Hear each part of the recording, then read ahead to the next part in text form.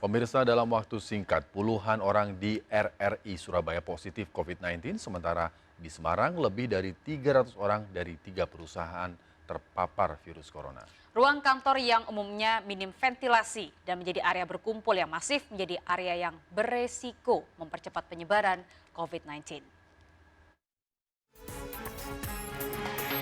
54 karyawan Radio Republik Indonesia atau RRI Surabaya dinyatakan positif COVID-19 setelah 138 karyawannya menjalani 3 kali tes swab.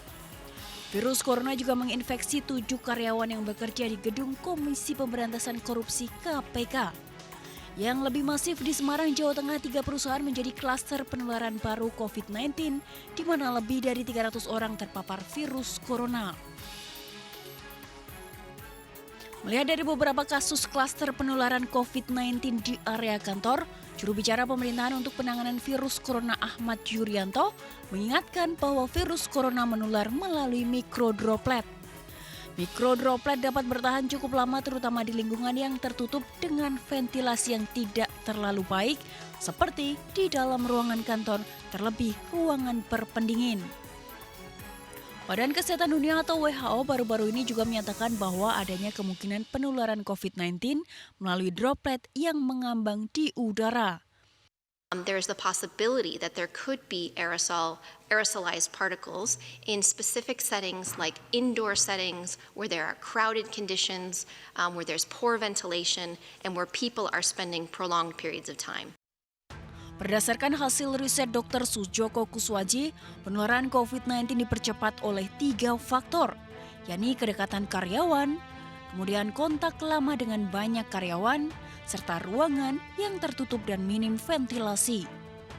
Dari hasil riset ini juga dipaparkan bahwa meski ada hubungan di antara orang di beberapa lantai, namun penyebaran terjadi hanya dalam ruangan di mana banyak orang yang duduk. Lama interaksi juga menjadi pencetus terjadinya penularan. Pencegahan penularan COVID-19 di ruangan kantor dapat dicegah dengan beberapa strategi.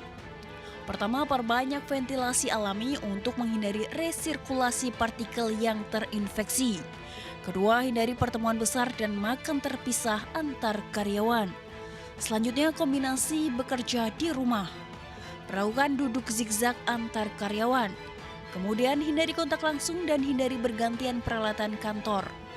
Berbagai upaya secara mandiri juga bisa dilakukan saat bekerja di kantor, yakni hindari berkumpul dengan rekan kerja, wajib menggunakan masker dan mengganti masker kain setelah 4 jam digunakan. Serta jangan lupa disinfeksi area dan alat kerja sebelum mulai bekerja. Tim Liputan News melaporkan.